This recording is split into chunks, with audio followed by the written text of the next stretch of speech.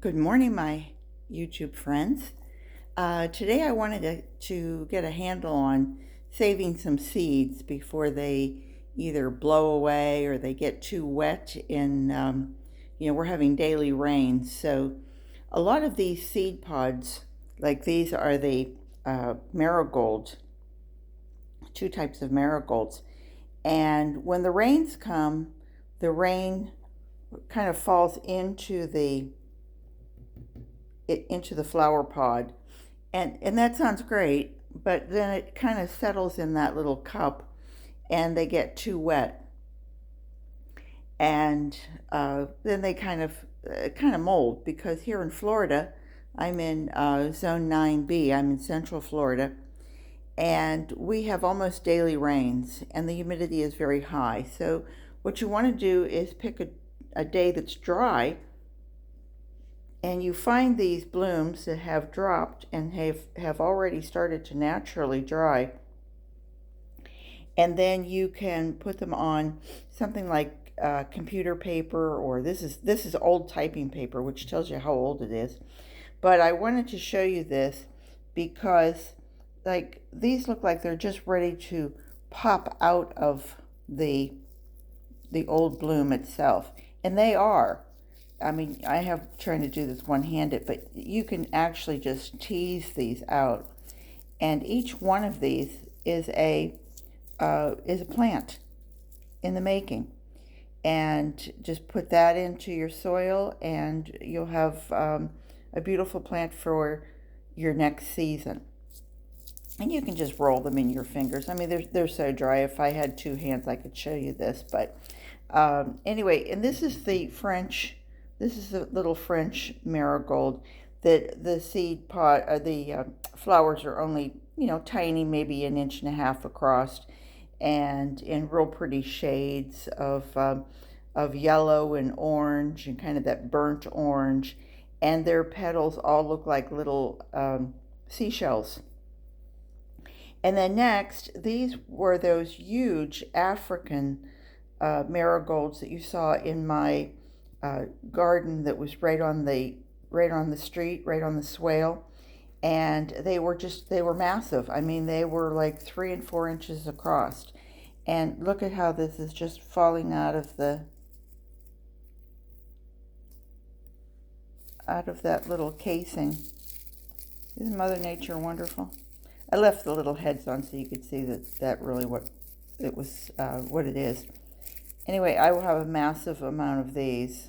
No, no need to buy seeds on this selection. And then this was the balsam that you saw outside, that was just the big flowery tall stalks. It's in my driveway, and I'd go out and show you, but it's still so dark outside that I'm doing this very early in the morning. It's pre-dawn.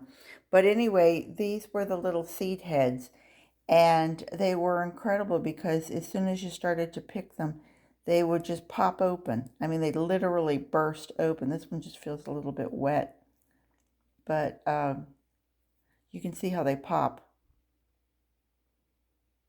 and the whole thing just opens up. But look at these. I don't know if my camera will. Look at that. It almost looks like a little cluster of grapes. And I had probably about 20, maybe 20 little pods, and that's what I got from it.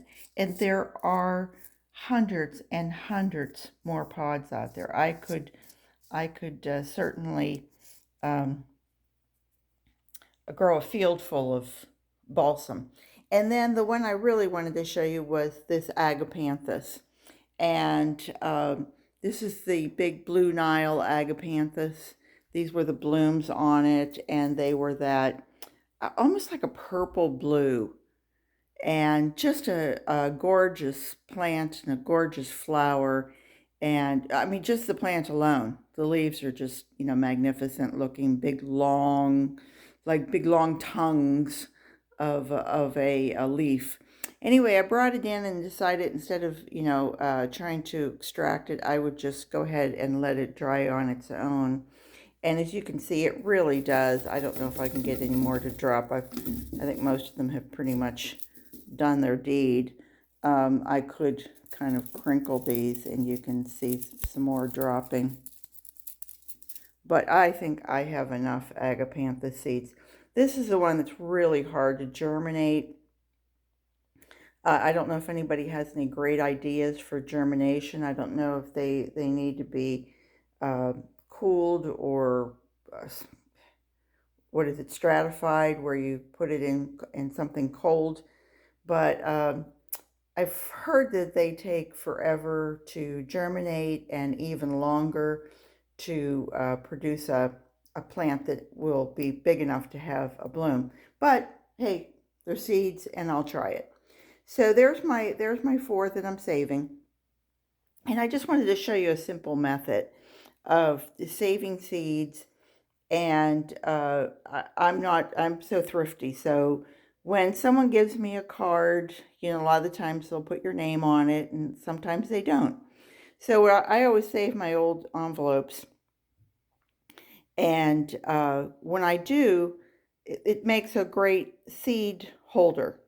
And all I did was I put a little piece of tape on this end of it, and then I can take this, because these are Hallmark envelopes, and I can fold it down the whole way, put on there what I have it for, and the date, so that lets me know that it was last year. When I'm planting next year, I have last year's things. And there I have, for the price of 4 little pieces of tape, I have my little seed saving device, and I can put this in some sort of little box that I have. I don't have to go out and spend anything, but I can if I want, because I haven't spent anything else. So now I have more money for if I want to buy soil, or if I want to go and buy seeds, or in my case, I need gloves. And so that's it's kind of what I spend my money on, is trying to protect my hands, or a tool now and then. That's always the nice thing. So anyway, I hope this gave you some ideas. I'm here kind of by myself early this morning, having my cup of coffee, and I'm also reading a book on that I bought many years ago, and it's on butterflies and moths. And this is one of the big guys that's coming to visit my yard this summer, is this black swallowtail.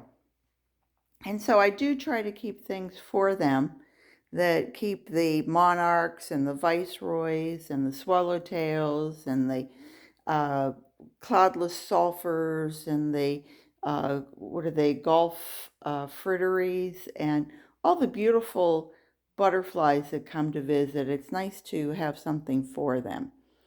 Anyway, I hope you enjoyed this. I hope you learned something. I'm always into simple tips. If you have any questions, please send them to me. I hope you'll give me a thumbs up, and I really hope you'll subscribe and ring the bell so that I can come and see you again soon. Take care. Bye-bye.